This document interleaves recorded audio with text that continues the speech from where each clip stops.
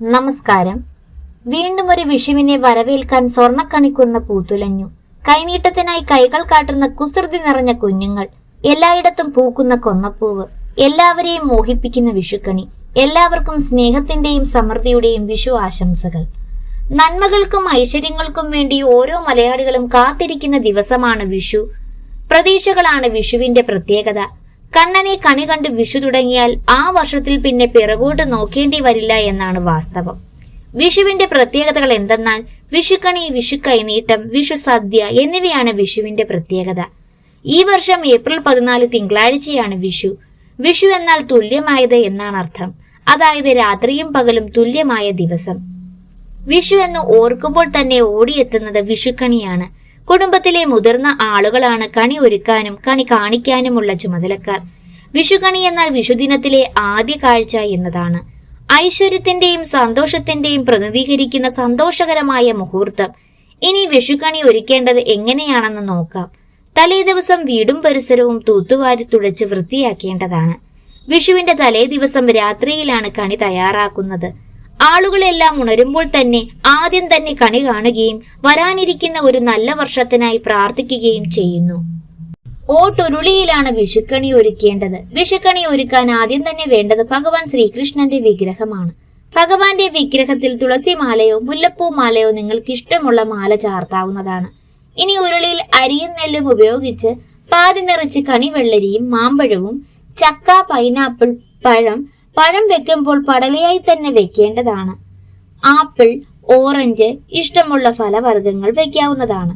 ഇനി ഒരു നാളികേരം രണ്ടായി മുറിച്ച് അതിന്റെ മുകളിൽ വെക്കേണ്ടതാണ്. അതിനുശേഷം ഒരു ഉടയാട വെക്കേണ്ടതാണ്. ദേവീ സങ്കല്പത്തിനായിയാണ് ഉടയാട. അതിനുശേഷം ഉടയാടയ്ക്ക് മുൻപിലായി വാൽകണ്ണാടി വെക്കുക. ഇത്രയും ഓട്ടുരുളിയിൽ വെക്കുക. ഉരുളിക്ക് മുകളിലായി കണിക്കൊന്നപ്പൂവും വെക്കുക. ഇനി മറ്റൊരു പിച്ചളപാത്രത്തിൽ അലക്കിയ മുണ്ടും പൊന്നും, വെറ്റിലയും അടയ്ക്കായും, കൺമഷി, ചാന്ത, സിന്ദൂരം, വെള്ളി ആഭരണങ്ങൾ, വെള്ളി നാണയങ്ങൾ, നോട്ടും ഒരു ചെറിയ പറയിൽ നെല്ലും നിറച്ചു വെക്കാവുന്നതാണ്. ഇനി നിലവിളക്ക് കത്തിക്കുമ്പോൾ 5 തിരിയിട്ട ഭദ്രദീപമാണ് കൊളുത്തേണ്ടത്. ചിലയിടങ്ങളിൽ കുറിക്കൂട്ടും ഗ്രന്ഥവും എന്നിവയും കണിക്ക് വെക്കാറുണ്ട്. ഇനി കത്തിച്ച ചന്ദനത്തിരിയും വെള്ളം നിറച്ച ഓട്ടുകിണ്ടിയും അടുത്ത് വെക്കേണ്ടതാണ്. ഓട്ടുകിണ്ടിയിലെ ജലം കണ്ണിൽ തൊട്ടാണ് കണി കാണേണ്ടത്. ഗ്രന്ഥം വെക്കുന്നത് സരസ്വതി ദേവിയെ സങ്കല്പിച്ചാണ്. മേടപ്പുലരിയിൽ ബ്രഹ്മമുഹൂർത്തത്തിലാണ് കണി കാണേണ്ടത്. കുടുംബത്തിലെ മുതിർന്ന സ്ത്രീകൾ മറ്റുള്ളവരെ വിളിച്ചുണർത്തി കണ്ണുപൊത്തി കൊണ്ടുപോയാണ് കണി കാണിക്കുന്നത്. കുടുംബത്തിലെ എല്ലാ ആൾക്കാരും കണി കണ്ടതിനു ശേഷം കണി വസ്തുക്കളെല്ലാം എടുത്തുകൊണ്ടുപോയി നാൽക്കാലികളെയും വീടിന്റെ കിഴക്ക് പടിഞ്ഞാറ് ദിക്കുകളെയും കണി കാണിക്കുന്നു.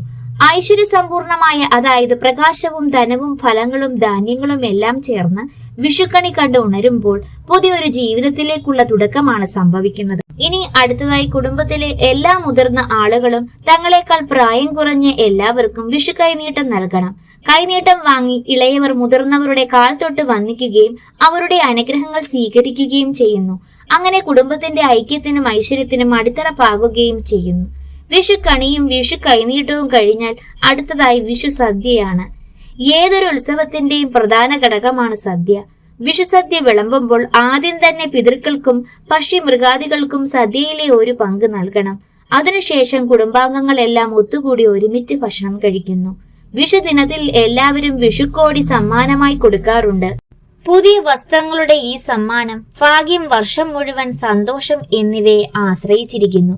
വിഷു ദിനത്തിൽ ജീവിതത്തിൽ ഐശ്വര്യത്തിനും സന്തോഷത്തിനും വേണ്ടി ഭഗവാനോട് മുട്ടിപ്പായി പ്രാർത്ഥിക്കുന്നു. കൂടാതെ ഭഗവാൻ ശ്രീകൃഷ്ണന്റെ ക്ഷേത്രങ്ങൾ സന്ദർശിക്കുകയും ഈ സമയത്ത് അവിടെ പ്രത്യേക പ്രാർത്ഥനകളും മന്ത്രങ്ങളും അർപ്പിക്കുന്നു. വിഷു ആഘോഷം വർഷാരംഭത്തിൽ മാത്രമാണ്.